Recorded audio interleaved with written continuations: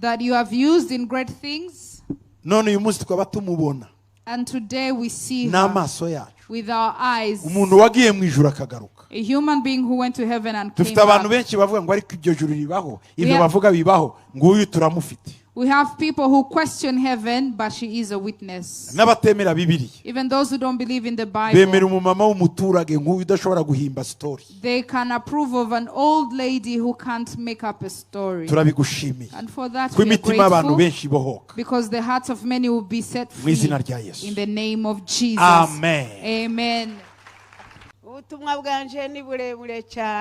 My testimony is quite long, but I believe God is with us and He will enable us to do it. I have quite a few hours. I will not rush because I have enough time. May God bless you. I shared a few things yesterday. I thank God because He is a good God.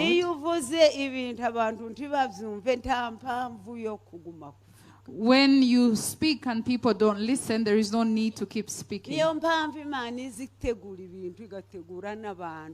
That's why God prepares things and prepares people. I saw Apostle as if it was the man who was standing with me in a vision, so that he prepares what needs to be prepared. May God bless you. Let's carry on from where we left off.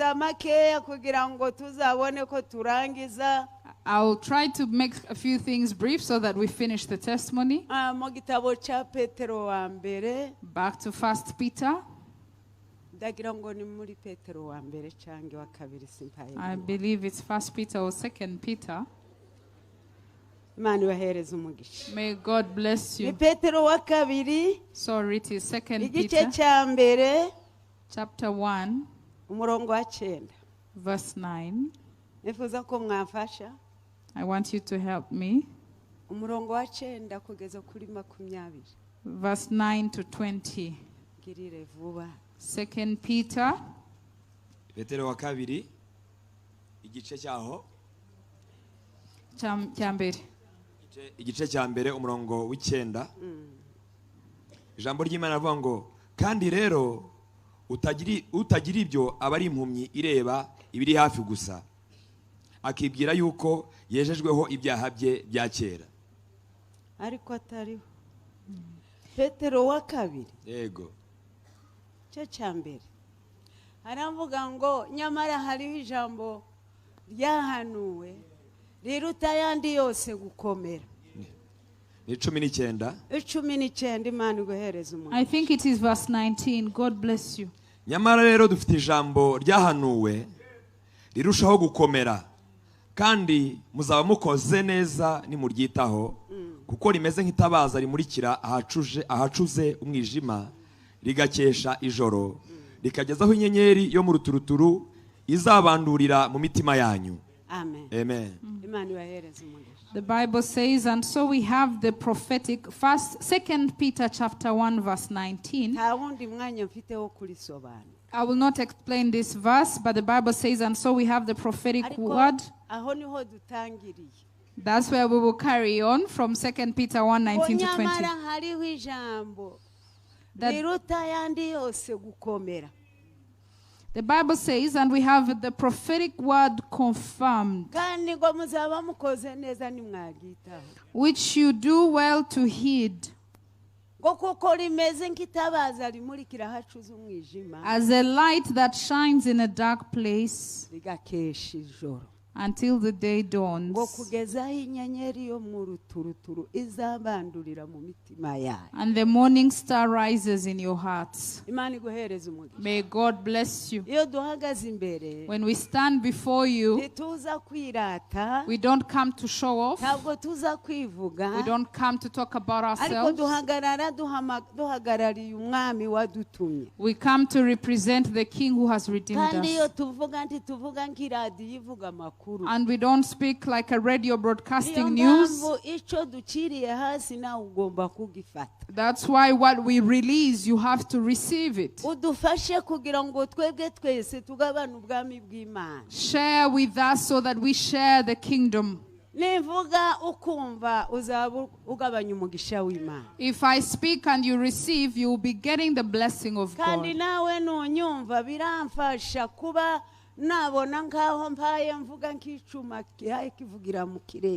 And when I speak and you receive, it will bless me because I see myself as a vessel being used. So we will base tonight on this scripture. Apostle has spoken well. And where he stopped is where I stopped. And that's where I'll carry on from. But I'm coming back to 2 points. When I met people in heaven, I asked them, why do we pray and you do not answer us? We pray and you do not answer us. And this person had asked me, the angel had asked me, you pray so well, but why don't you always pray? And I asked him, so when we pray, you listen.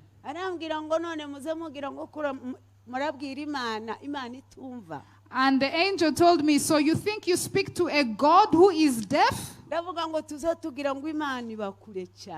I answered and said, we think God lives very far away. And the angel told me, God does not live far away. God dwells with his people. And that's why when you pray, he listens to you. But there are 2 types of prayer.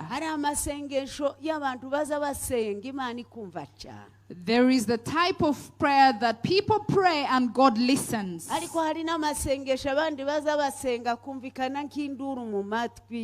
there are other prayers that people pray and they are like noise in the ears of God. And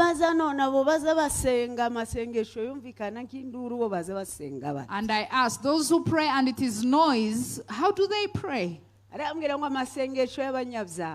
And they told me it is the prayers of the sinners. When you pray without repenting, and you pray when your heart is full of sin, your prayers are like noise in the ears of God.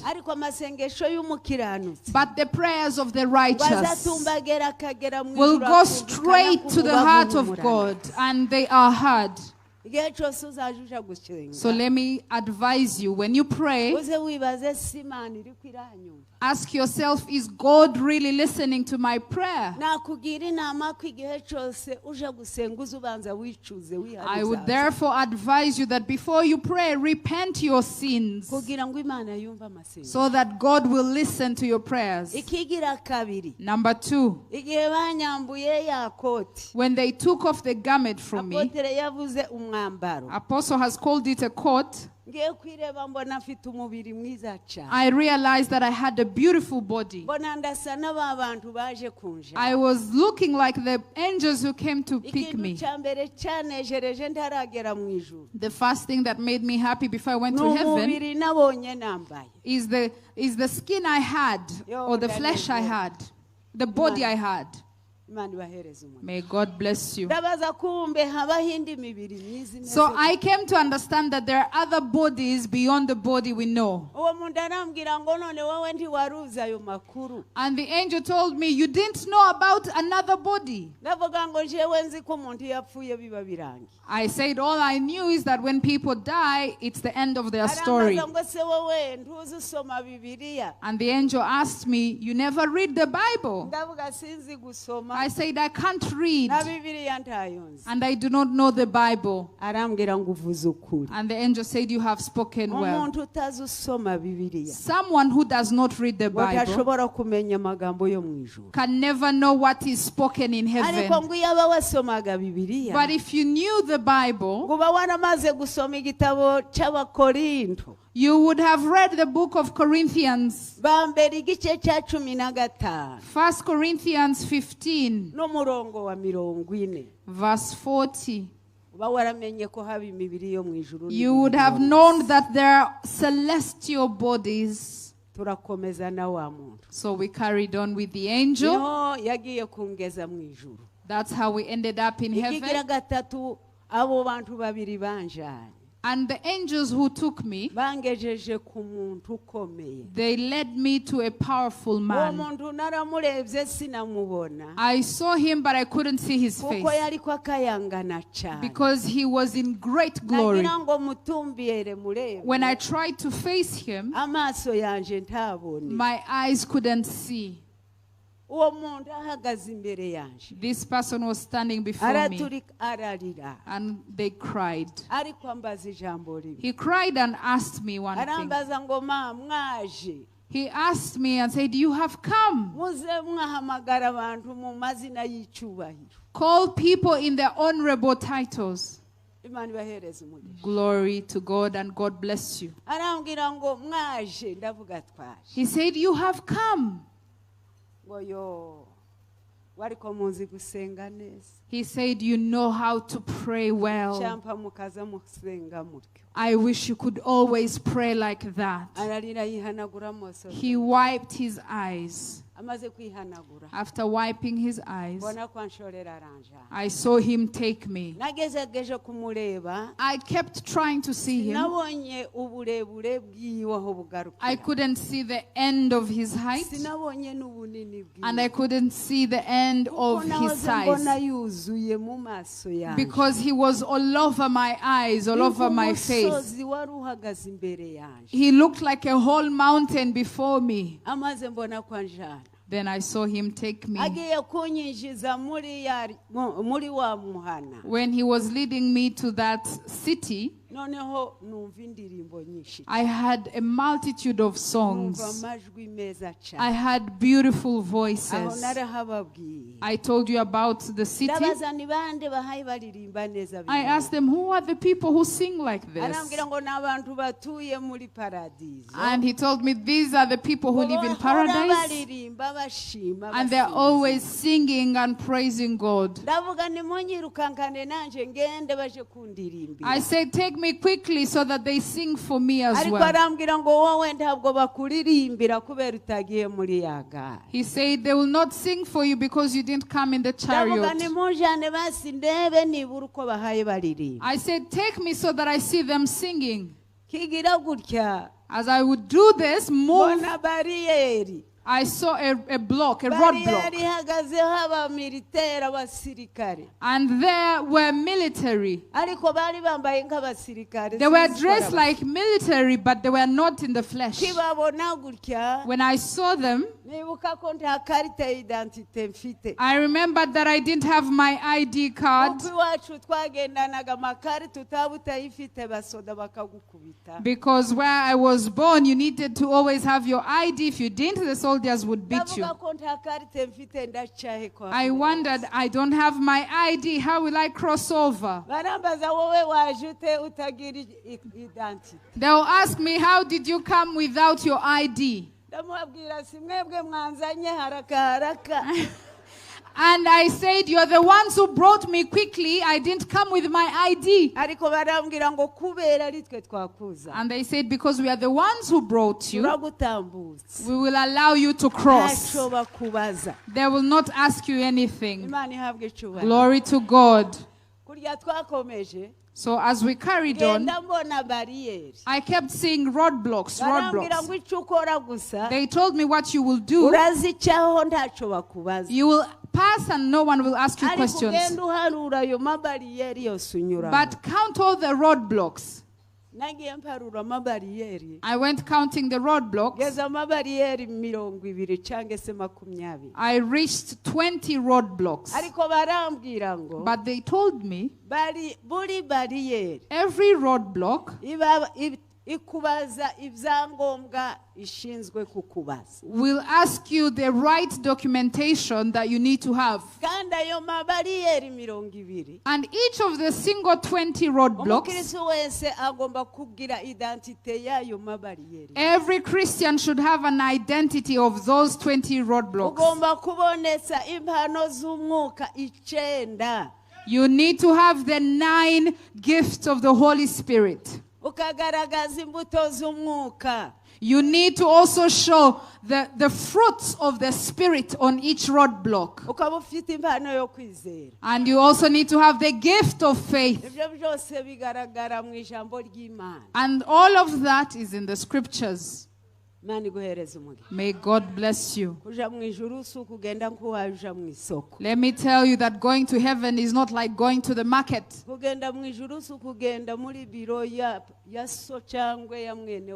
Going to heaven is not like going to your father's office or your relative's office. You need to have all the requirements needed to enter heaven. So it took me all the way to paradise. I told you what I saw in paradise. Then he took me to New Jerusalem. Apostle Paul has told you about what I saw in New Jerusalem. I was very content with knowing God, and I chose to go to heaven. I said I will dwell in this heaven. I will go to heaven whether you like it or not, because I saw it with my eyes. I heard about it with my ears, and I moved in heaven. So I will definitely go to heaven. Whether they all like it or not, I will go to heaven. That was the decision I made right there. Until today, I'm still going to heaven. If you want, you can join me. And if you don't want, it's up to you to remain behind. Don't think that if you don't go to heaven, that in heaven they will mourn your absence, that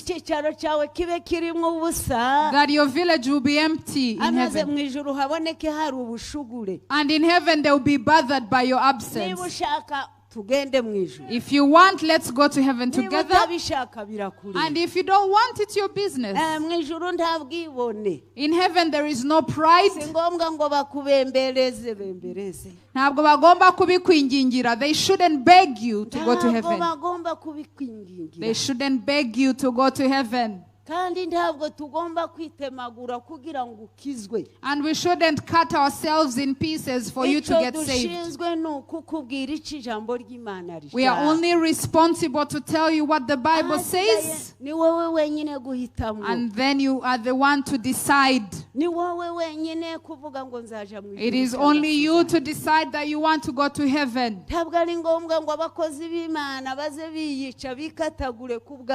Servants of God shouldn't cut themselves in pieces and suffer because you have refused.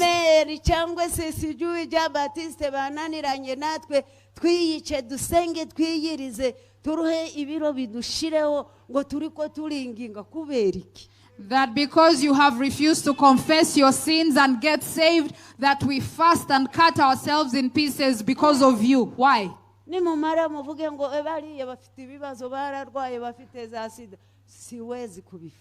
And then people will say that he or she is sick, they have HIV/AIDS. Because I'm not eating, fasting for you, I will not do that. Because the word says, from the time of John the Baptist to this day, the kingdom of God suffers violence, and it is the violent who take it. So we will not fight over your life. We are all fighting for the kingdom of God. We are fighting for our own selves. God bless you. They took me to heaven. I'm going to tell you a sad story. They told me you have seen heaven and you have seen the good things of heaven. Come and we show you where the sinners go who die on earth, where they go, and the suffering and pain they have. They took me. They showed me a big lake. The lake had fire. It looked like a fiery lake. I saw so many people you couldn't count. People of all types. What I managed to observe was that they were crying and wailing in pain.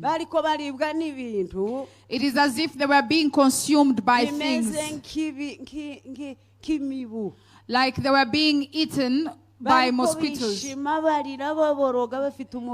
were in great pain and they kept scratching themselves. And this person told me, look where the sinners are suffering. Look at the pain they have. And their pain hasn't actually been completed. But listen to their cries. I heard the people cry, say, God, can you save us from this place and throw us in the fire and we burn and finish and stop suffering from this pain? And the person told me, listen to the lie. They think that when they are thrown in the fire it will be the end. But because the fire will be never ending, even their bodies will never end. They will never be fully consumed. They will always burn.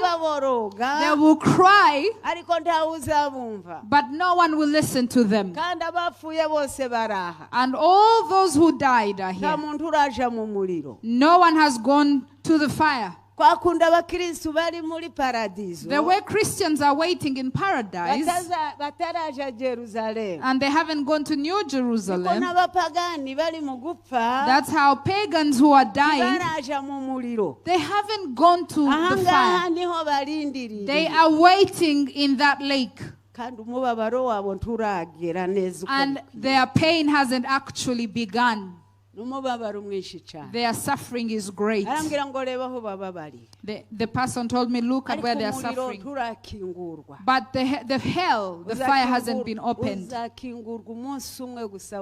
It will be opened one day in the end. That's the day the sinners will go to hell. But you can't see only the sinners.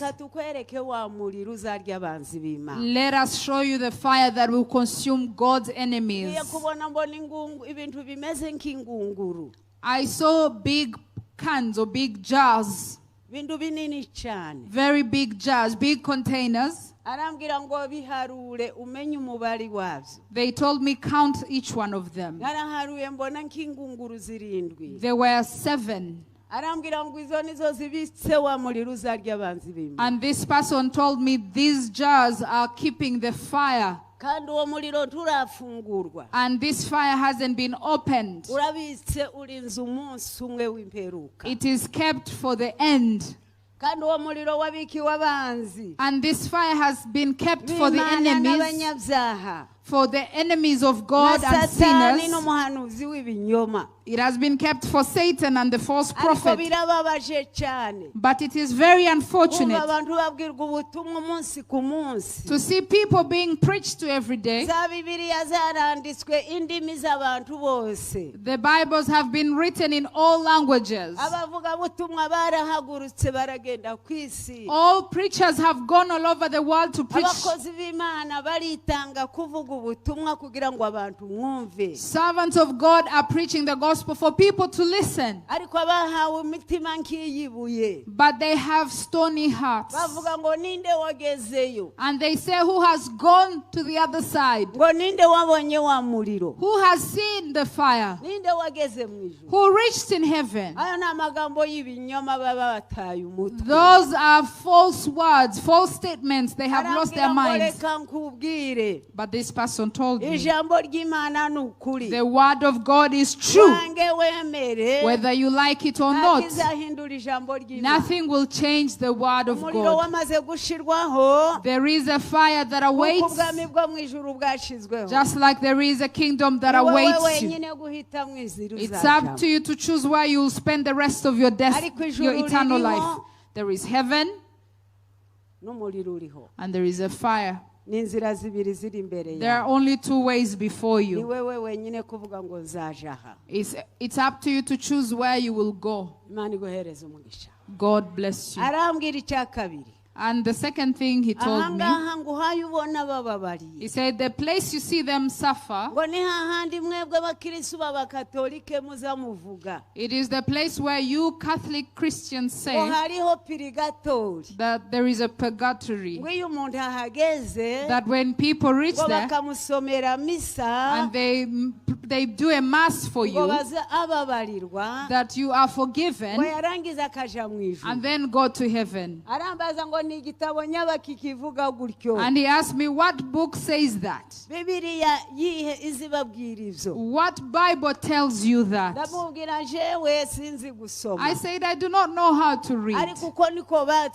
But this is what they taught us, that there is a purgatory. And this is what he said. From today, let me tell you, there is no purgatory. When you die a sinner, if you do not repent your sins,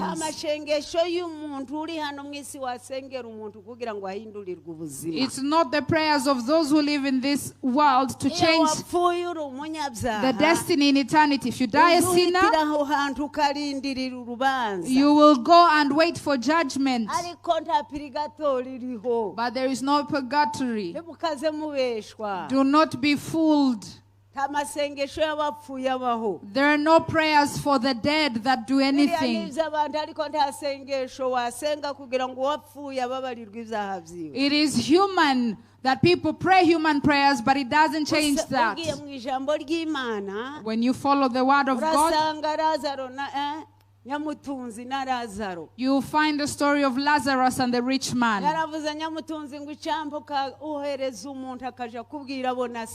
The rich man said, if you can send a prophet to go and speak to those I left behind. And then he said,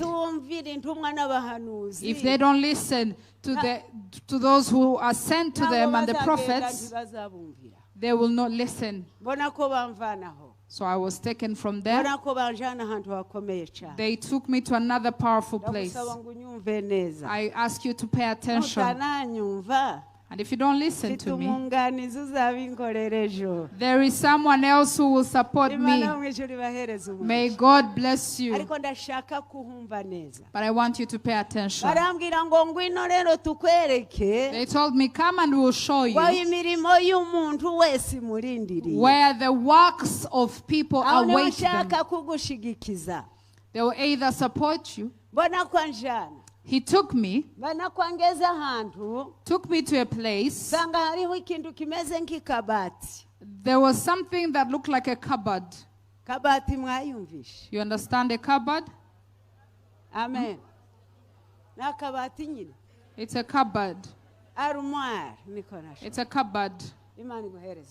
God bless you. I didn't see the beginning of that wardrobe and the end. It was huge. When I observed, I saw papers like grass. And he told me, you see those papers?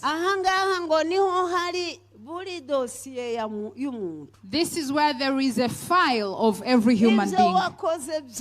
All the things that you've done, whether good or bad, it is in this cupboard. Number 2.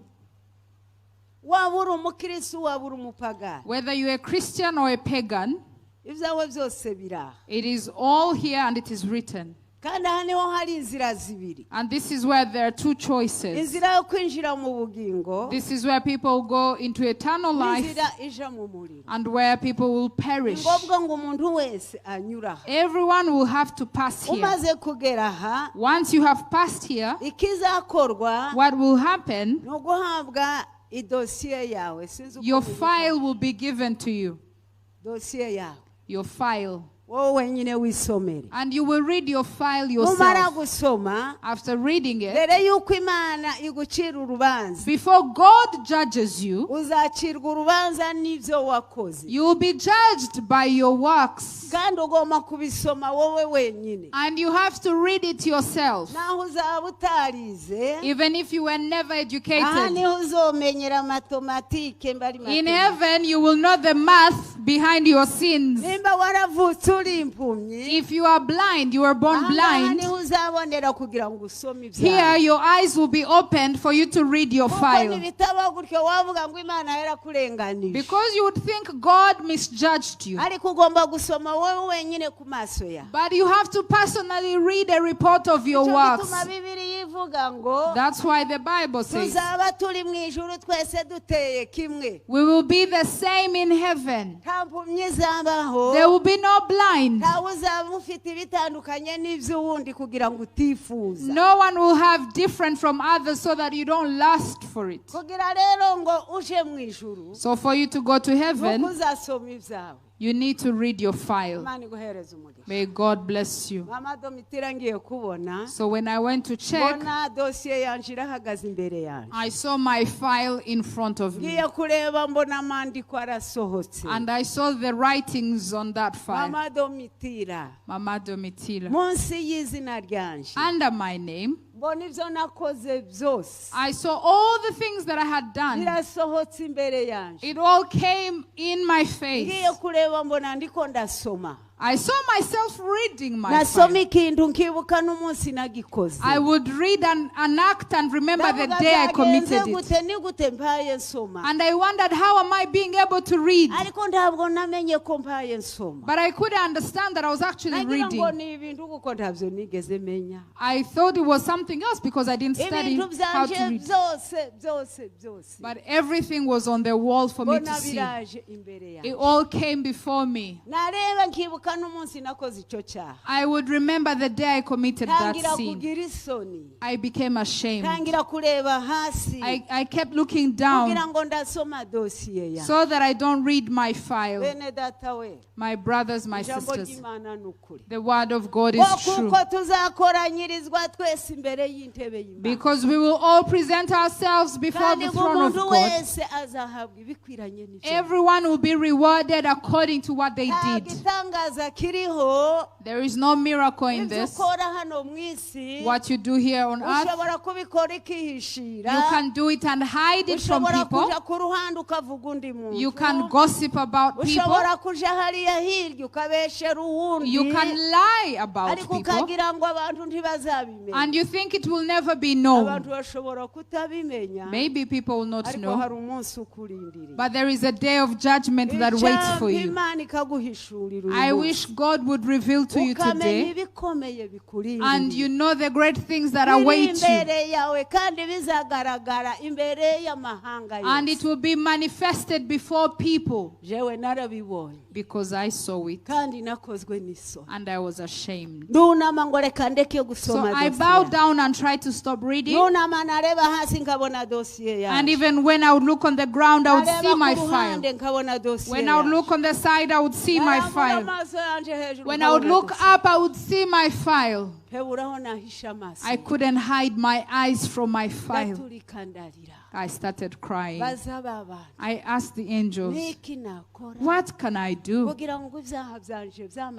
so that my sins that are recorded, that God can forgive them?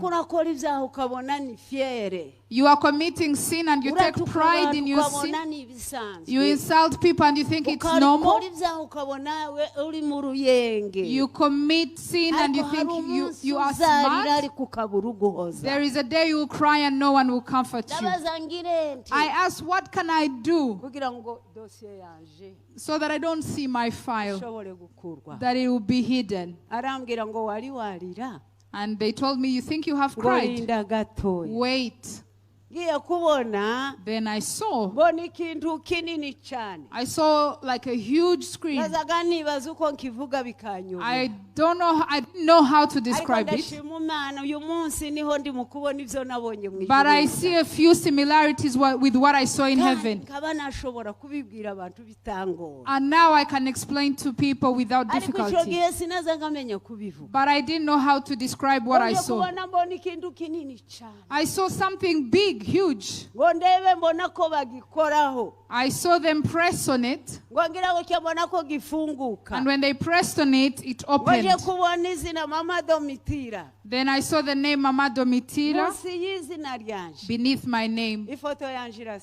My picture came out. I started moving in front of the screen. I had never seen a TV screen. I had never heard of a TV screen. That was in 1968. There was nothing similar to a TV screen then. But then I saw myself coming out on the screen. And I was moving on the screen. If there is anything I did in this world, and I was shown doing it, there is someone I was lying about. And I saw myself lie about them. If it was something I stole, and how I stole, and how I hid it, and how I went home and rejoiced in what I stole, the day and the hour I committed the sin, my brothers, it is difficult before God. If it was fornication or adultery with a man, even when it happens in the night, in the dark, the place you agree to meet to commit sin, all of that will come on the screen. I couldn't hide from the screen. And I cried. Let me tell you, there is a day you will cry and no one will comfort you. There was a day that you will find nowhere to hide your eyes. And then all nations will be watching. All tongues will be there. And then what you did will be exposed. I do not know your life, but I saw my life. God will not lie about you. He will have you stand, and then on the screen everything you did every hour, every minute, every day. I was blown away. As you see me, I have so much. May God bless you. Sometimes even when I'm about to commit a sin, I remember the file and the screen in heaven. And I say, God, thank you for showing me my life. If I didn't listen when I was in heaven, I will listen to something else, to locusts.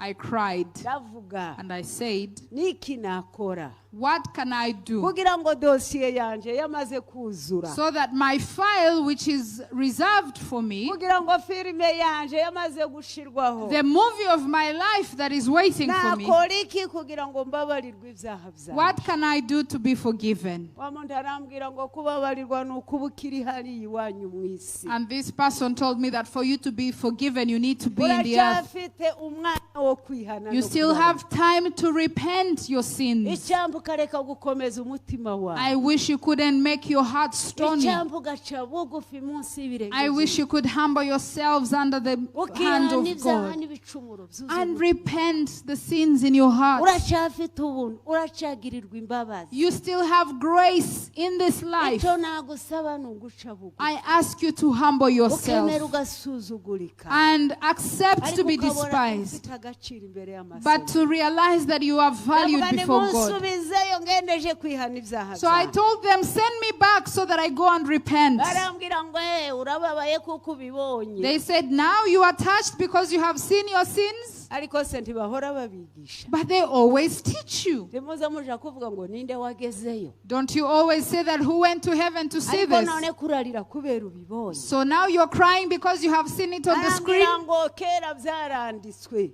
And he told me it has been written in the scriptures. nutihana ibyaha byawe, If you don't repent your sins, uzarira, you will cry, uzaboroga, you will wail, ariko ntawe uzakumva. and no one will comfort you. ndavuga ni munjane mwokagira mu. I said, send me back that I may repent. ngendeje kwihana ibyaha byawe. I want to go back to repent. reka nkubwire akantu kamwe koroheje. Let me tell you something simple. ashobora no kuntera isoni. And I'm not even ashamed to kuko say ibyaha this. bitera isoni. Because sin will cause you kugira ngo shame. umuntu yature, For you to confess, nuko umwuka w'Imana yururutse muri wowe. the Spirit of God has to touch kandi you. icyo nicyo kizica abantu benshi. And that's what will kill many. isoni zo guca bugufi ukihana ibyo wakoze, ibyo wavuze, ibyo wagendeyemo. People will die because they have shame. They can't utareba repent ngo their sins. baranseka cyangwa baranga. You will think people will talk about you or laugh at you, and then you refuse to repent.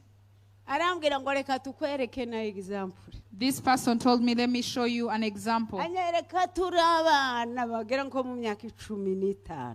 This person showed me when we were young, we were 15 twagiye years. mu murima w'ibisheke by'umubembe. We had gone to a field of sugarcane that belonged to a mubembe. twagiye kwiba ibisheke. We went to steal sugarcane. anyereka ukuntu umuntu yakangaje duhaye dutema ibisheke byiwe. And he showed me how the owner of the field screamed when he saw us steal. umubembe yitwaga mwene koma. He was called Mwene Koma. anyereka ukuntu duhaye twirukanka twahaye tujana ibisheke byo kwiba n'ibindi tubigaburira. He showed me how we ran with the sugarcane when this person caught us stealing sugarcane from his akantu field. gatoya cyane. Something small as Ariko stealing Imana sugarcane. iranyereka. But God showed me imbere y'Imana that before Him, wakwiba inka, you can steal a cow, wakwiba imodoka, you can steal a car, wakwiba ibombo, you can steal cyangwa anything. ukiba shokora. You can steal a ariko sweet imbere y'Imana chocolate. icyaha cyose ni kimwe. Sin is sin in heaven. nushake wihane If you want, you might as well repent kandi usezere ku cyaha. and stop sinning. Imana iguhereze umugisha. May God bless you. mbona ko bamvanaho, I saw them take me from that mbona ko place. baje kunyereka, They went to show me. banyereka abana bapfuye. They showed me children who abo died. bana bari bafite umunezero w'igitangaza. These children who died were rejoicing. bariko boga mu ruzi, It looked like they were swimming in urwo ruzi a rwari lake, hagati mu muhana. and it was in the middle of a Usanga village. abana bahaye baririmba banezerewe. The sea where the children were swimming, bahaye they were boga muri rejoicing y'amazi. and they were singing. ariko muri bo But among them, mbona abandi bahaye baririmba, I saw other children singing, ariko bapfunyitse amaboko. but their hands were held in this way. ndababaza, And I asked the ko angels, abana bamwe bahaye baririmba bahimbaza, why are some children clapping their hands abandi ko bararirimba bapfunyitse intoki and others have their hands held kandi nta munezero? and they are not happy? Why? arambwira ngo bariyuhaye ubona badahaye bahimbaza, This person told me those who do not praise, Those who are praising are children who died a regular death. But those whose hands are held are the children who were killed by other people.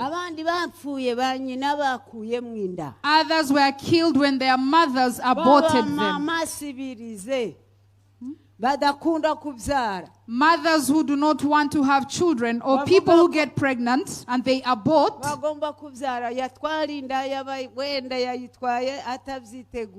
Let's say you get pregnant and you are not ready, and then you abort the pregnancy. Those are the children who go to heaven and they will praise God but with their hands shut. When they go to heaven, they take the things that you gave them to abort the pregnancy. Even those children who were killed by people, everyone will carry what you used to kill them.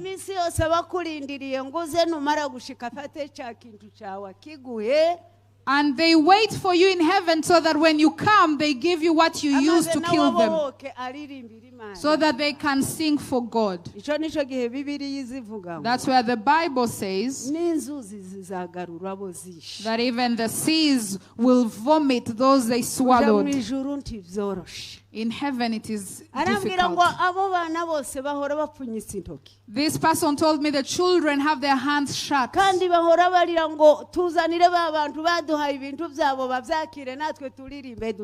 these children always cry to God saying, God, bring those people who killed us so that we give this to them and that we praise you. He showed me how children die, how people abort pregnancies. And when I was seeing this, it was like seeing a movie on a screen. He would show me a child in the womb and show me how people drink medicine, and then that medicine will look for the seed, the child, and the child will run through the womb of the mother running from the medicine,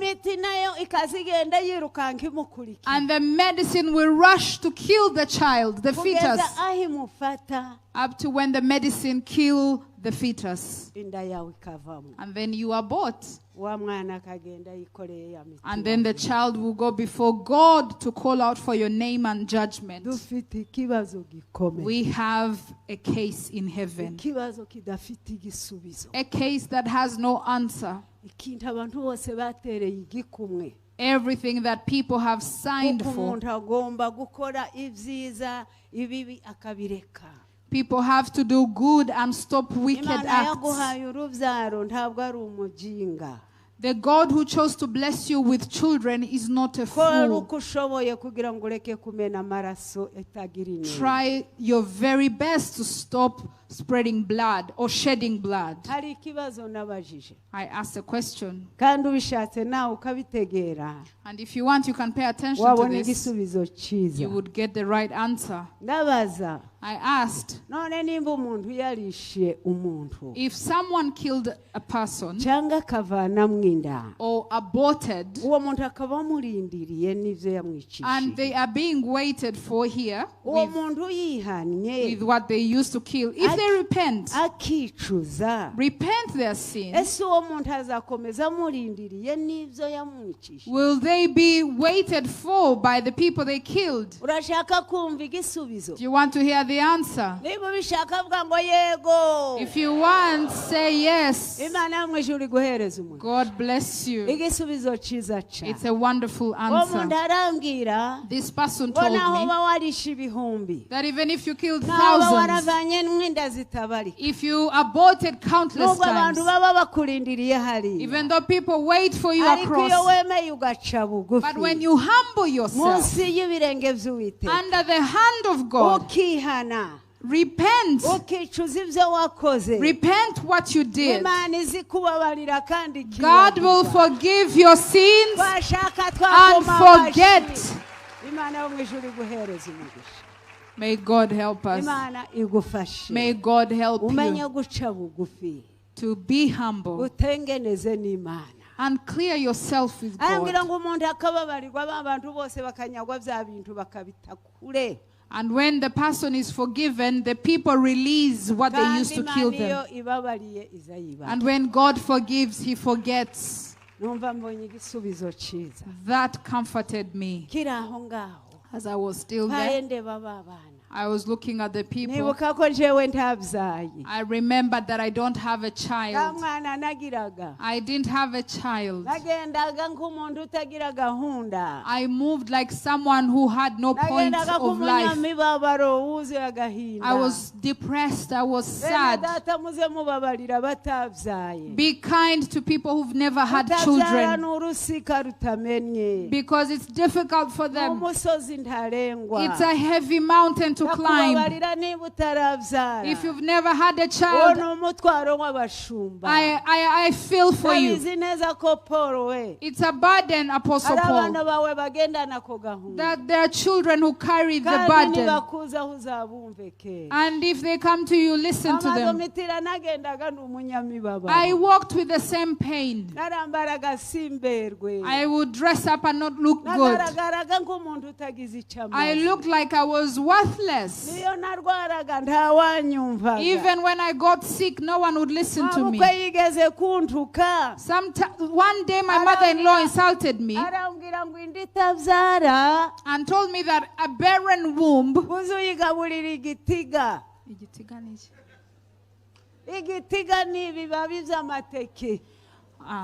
she said a barren womb should only be fed bitter leaves. But bitter leaves or bitter vegetables. Then I said, these children, I asked the other man, the man who was tall and big, the one I couldn't face, I asked him, you've told me that here it is heaven, and truly it is heaven. Where is God? He asked, why are you asking where God is? I told him I have a request to give God. And he told me, speak, He is everywhere, He will listen to you.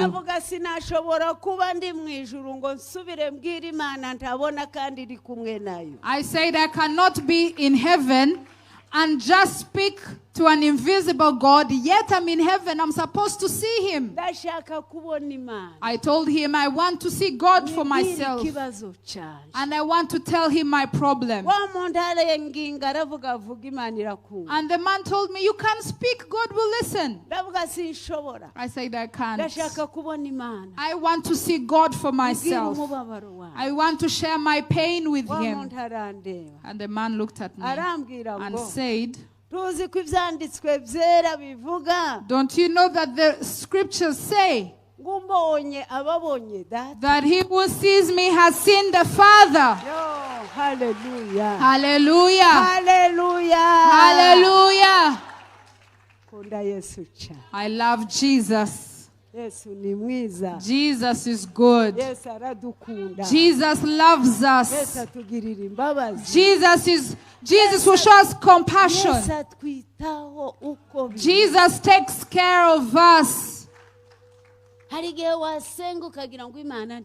There are days you pray and you think God is not listening. You can go through problems and think He abandoned you.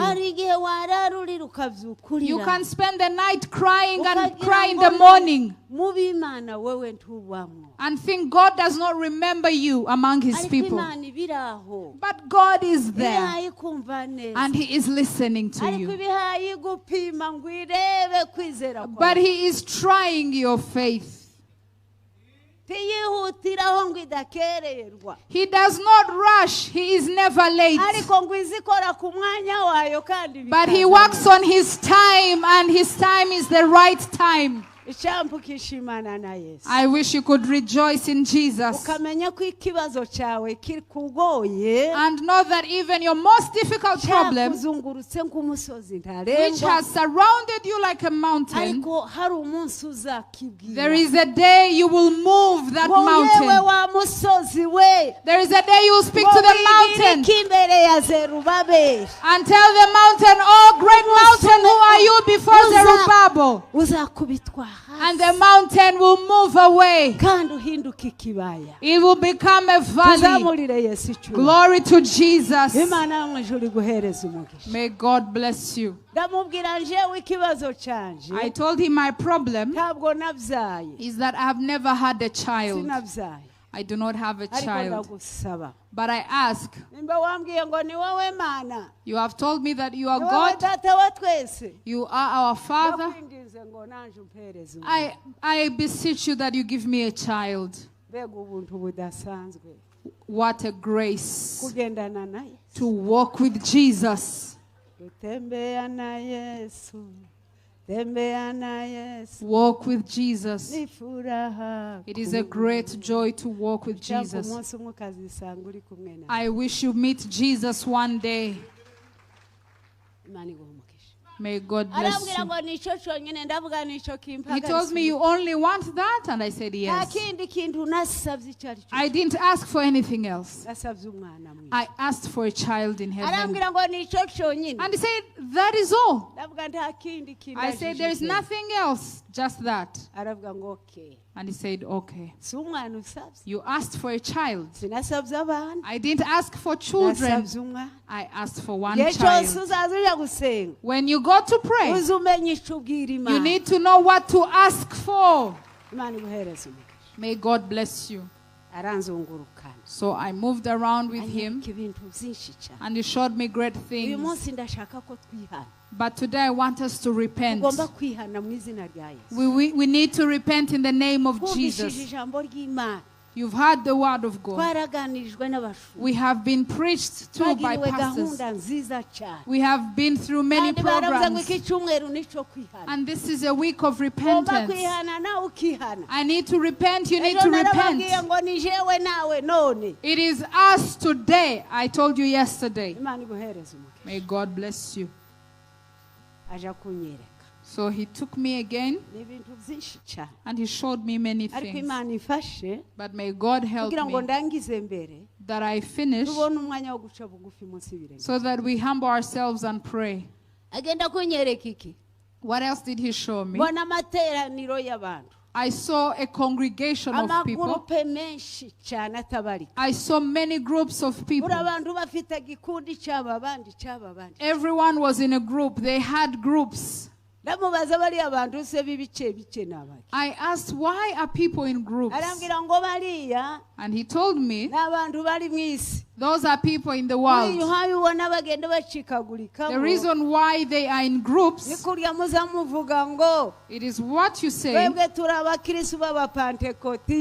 It is how some say we are Pentecostals, others are from the Methodist Church, others are Anglicans, different denominations. That's why they are in groups.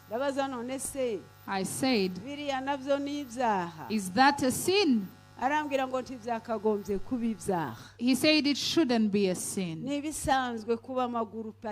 It's normal for people to be in different groups. But the terrible thing in their midst is that they do not love each other as children of God. Amongst themselves, they fight great fights. Everyone prefers their group. And another one will prefer their group. And they even despise others as if they are not Christians. That is the sin between the groups. Because they do not love each other as children of God. Then I saw one big group which was united. And it was not divided in any way. But I I saw them come with burdens. And then they would lay their burdens down.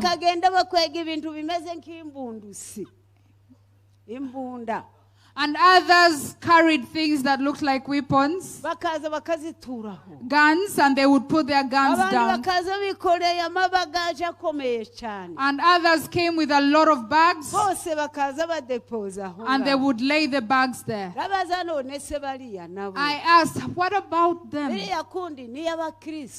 Is that a Christian group? They told me, yes, they are Christians. So what are the things they carry? He told me, those are Catholics. They call them Catholics. They call themselves Catholics. And they go to church to pray. So the burdens they carry, what kind of burdens are they? And he asked me, why do you ask about the burdens, yet you're always carrying the burdens? The bags, you see them carrying. It is the cigarettes that they smoke. They will smoke. The tubes you see them carry. And crates. Those are the alcohol bottles they drink and the cigarettes they smoke from morning to evening. I asked, is that sinful before God? He said, as you see that thieves cannot go to heaven, fornicators will not go to heaven, killers will never see God, even drunkards cannot go to heaven, and smokers will not go to the kingdom of heaven. They didn't tell me reduce or increase. What I have told you, speak it as it is. If I say the finger, repeat a finger. They cannot go to heaven if they practice those vices. When you drink and smoke, know that there is an organ in your body that you're destroying.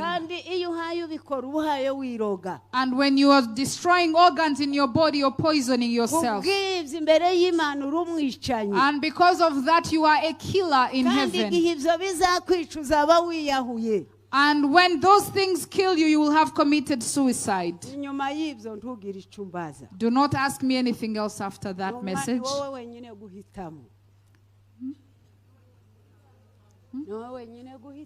It's up to you to choose what to do.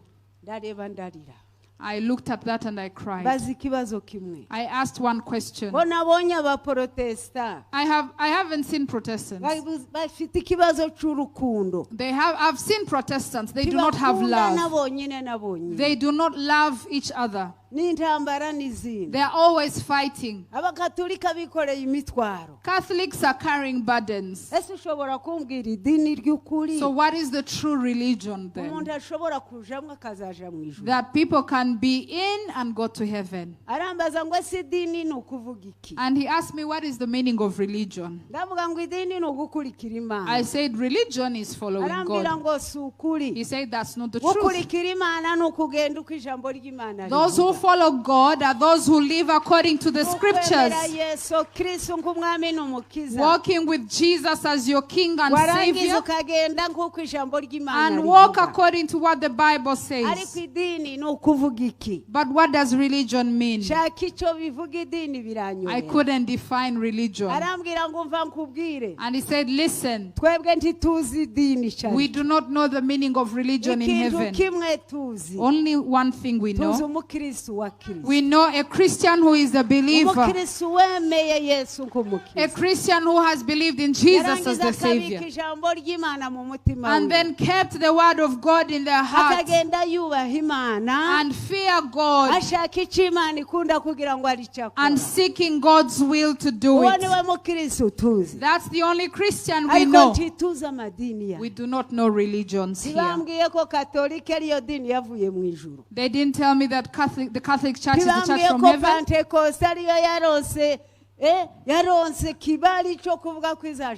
They didn't tell me that the Pentecostal church is the one that is approved to go to heaven.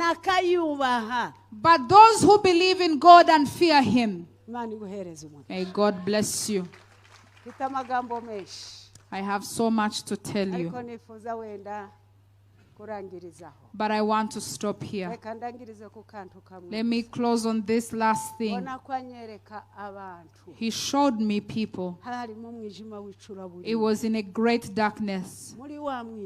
In that darkness, I saw so many things in the darkness. But I'll tell you about the darkness tomorrow. But in the darkness, I saw this.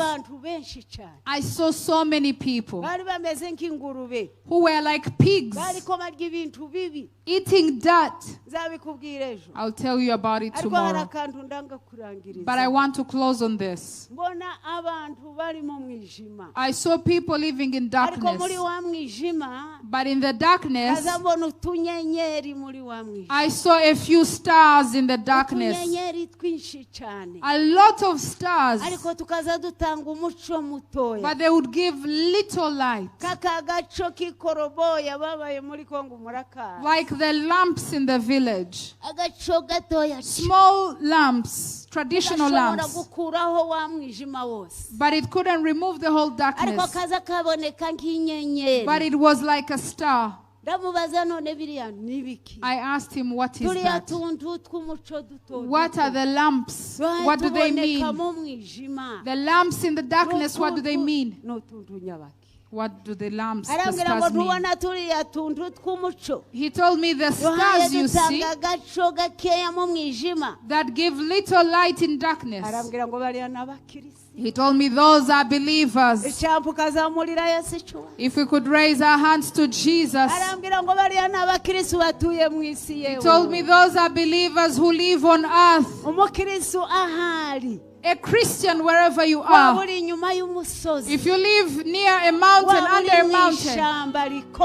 If you live in a forest. But if you are a real Christian, in heaven you are lighting like a lamp. And they will see you. A Christian has great value before God. Before His face. The little prayers you make. And the righteousness in you. In heaven they see you as a lamp. And you are the light of those who are in darkness. You are valuable before God. You are powerful before Him. That's why they will see you here. Because you have value before God. And everywhere you are, God can see you.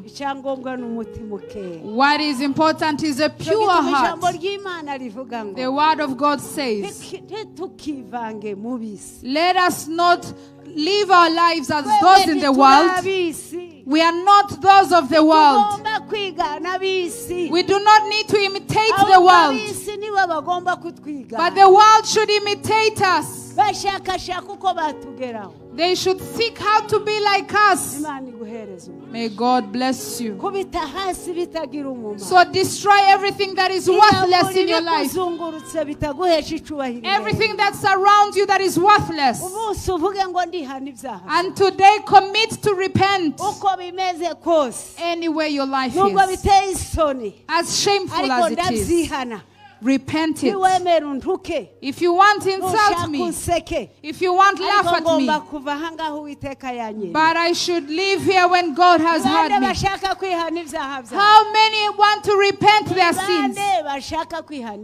Who wants to repent? Raise your hand.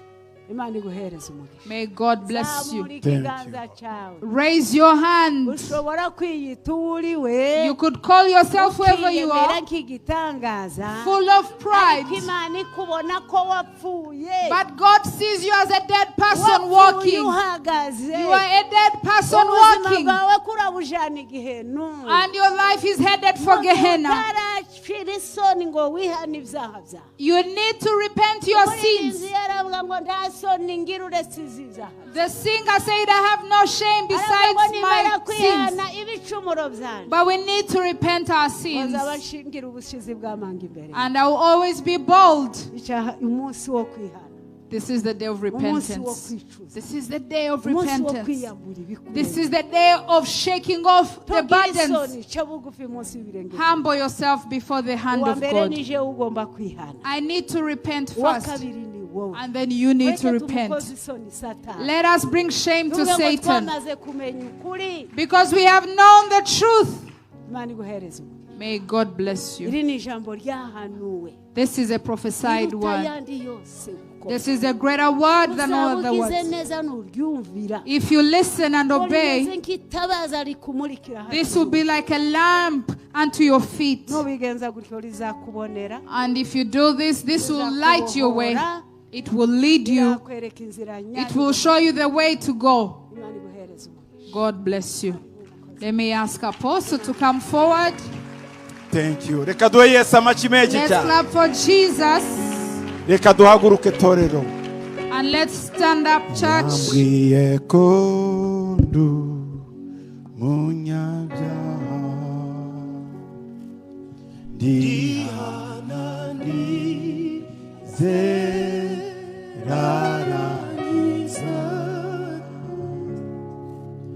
Ibyo ndirimba nibyo mvuga shimo mukisu udasiba yambwiye ko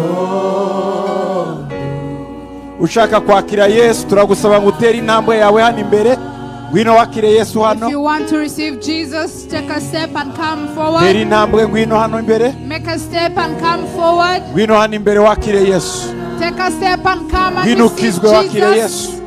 Come and receive Jesus. Nibyo ngwino aho uri hose ngwino. Come and receive Jesus where you are. Nibyo mvuga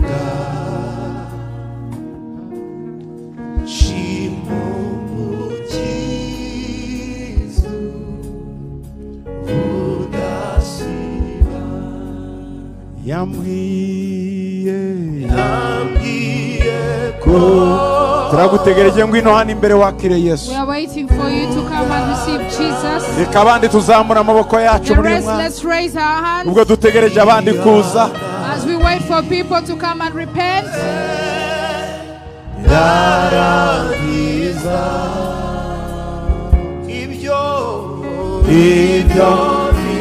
Turagutegereje ngwino ngwino ngwino ukizwa wakire Yesu uhabwe ubugingo buhoraho. Come and receive eternal life.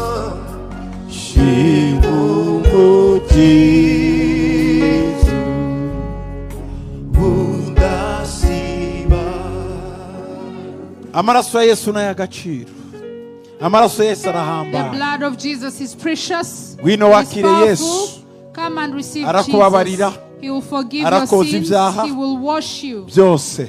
Wash all your sins away in your whole life. Ibyo wakoze byose. All the sins you've committed. Zamura amaboko yawe subiramo vuga ngo mwami Yesu. Raise your hand and repeat, Lord Jesus. Ndaje imbere yawe. I come before you.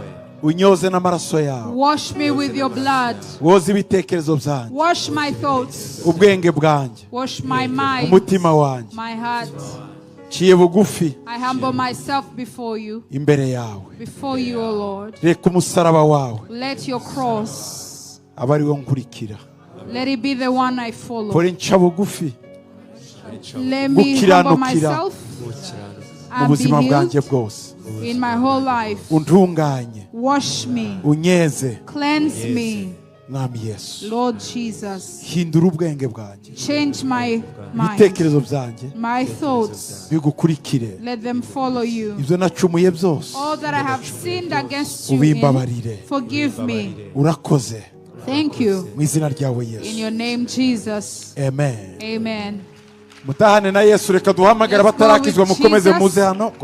Those who haven't received Abandi mutahane na Yesu. Come forward. The others go home. Wakire Yesu. Come and receive Jesus. Turagutegereje ntutaha utaje gukizwa. We are waiting for you. Please come and receive Jesus. Neza guhitamo Yesu. Well done for coming to receive Jesus. You've done well. Turagutegereje nawe ngwino. We are waiting for you.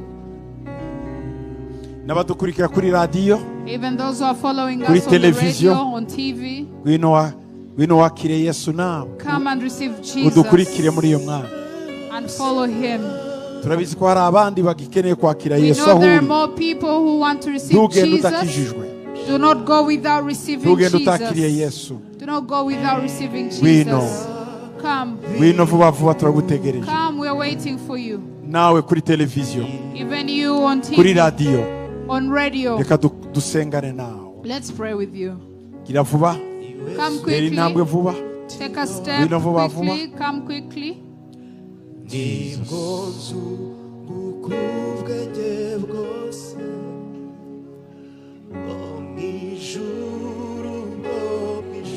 Yesu aragushaka.